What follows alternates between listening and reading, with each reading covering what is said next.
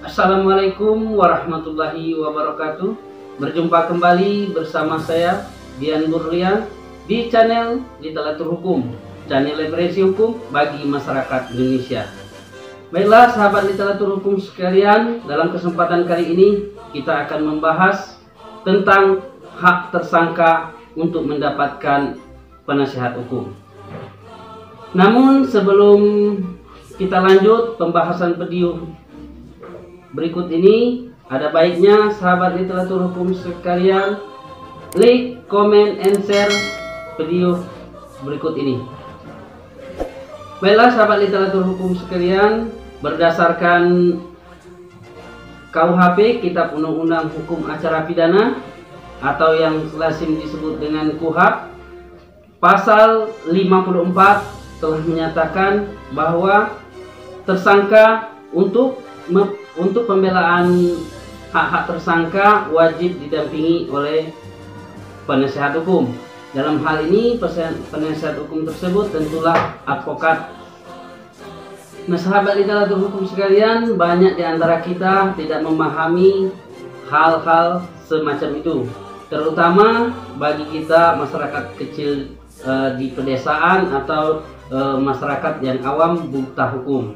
Nah dalam kesempatan ini sahabat literatur sekalian, saya akan memberi sedikit pencerahan agar masyarakat seluruh Indonesia mendapatkan hak-haknya sebagai tersangka di dalam menghadapi perkara pidana di setiap tingkat penyidikan.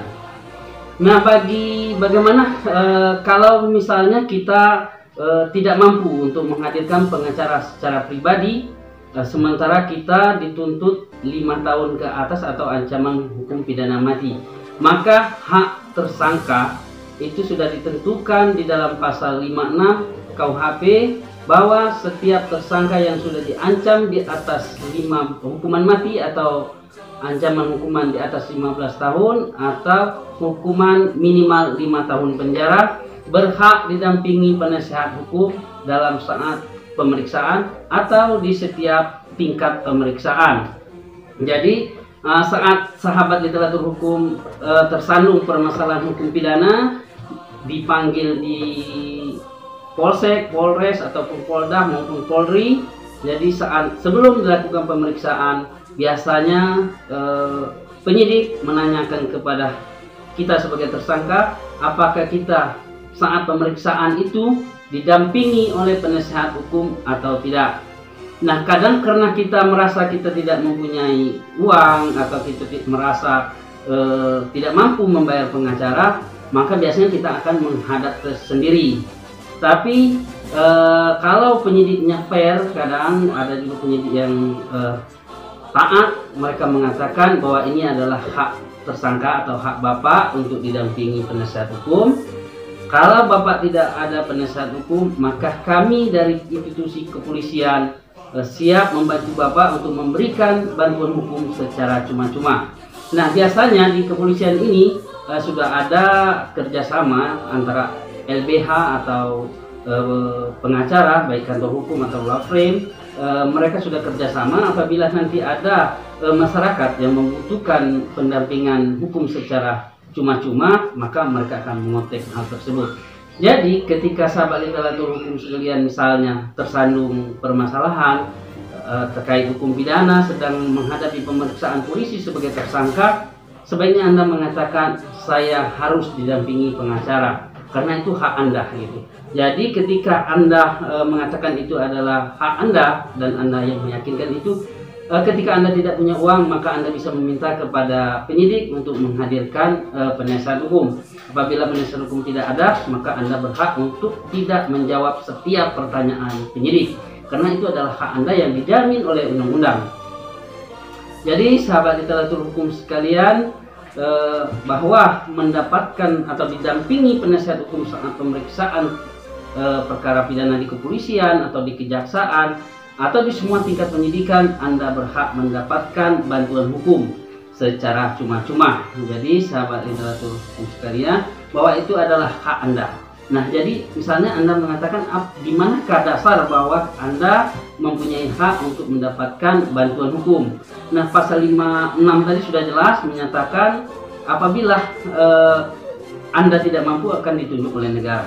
Terus bagaimana konsekuensinya? Pasal 56 ini ketika Anda dituntut hukuman 15 tahun penjara tetapi pihak penyidik tidak memberikan hak Anda dan saat itu juga Anda tidak didampingi oleh penasihat hukum, maka hasil pemeriksaan tersebut adalah cacat hukum dan tidak bisa diterima. Artinya nanti di pengadilan akan mentah sendiri atau biasanya saat dilimpahkan ke kejaksaan, jaksa melakukan koreksi. Ketika Anda tidak didampingi secara real oleh penasihat hukum, maka BAP tersebut dianggap BAP yang tidak sah. Nah, kemudian mungkin polisi melakukan BAP ulang dengan didampingi oleh penasihat hukum. Timbul problem di sini yang sering kita alami ya, yang sering kita temukan itu biasanya polisi yang mungkin sudah ada MOU ya sama LBH tertentu yang tidak menjalankan tugasnya dengan profesional. Mereka ini mengatakan bahwa ada pengacara yang akan mendampingi Anda, tetapi sebelum itu kami periksa dulu.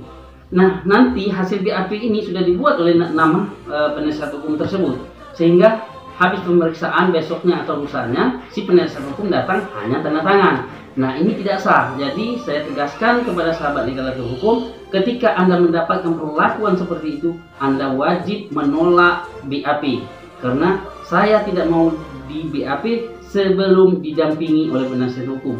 Artinya didampingi, penasihat hukum tersebut berada di samping Anda atau di belakang Anda saat pemeriksaan pihak kepolisian.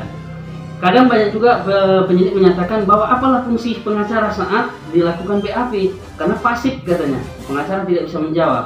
Betul, tapi intinya pengacara hadir di sana memberikan perlindungan dan rasa nyaman kepada Anda sebagai tersangka, menjamin bahwa hak-hak Anda sebagai tersangka dilaksanakan dengan baik, dan yang paling utama adalah memastikan hukum itu berjalan sebagaimana mestinya.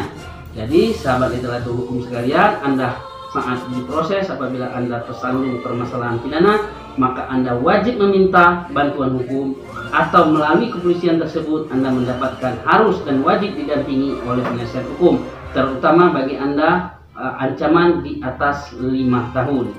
Ya, itulah mungkin sahabat literatur hukum sekalian yang dapat saya sampaikan dalam kesempatan ini sekali ini. Mudah-mudahan sahabat literatur mengerti. Jika ada pertanyaan dari sahabat literatur hukum sekalian, silakan tuang di kolom komentar. Nanti saya akan menjawab satu persatu.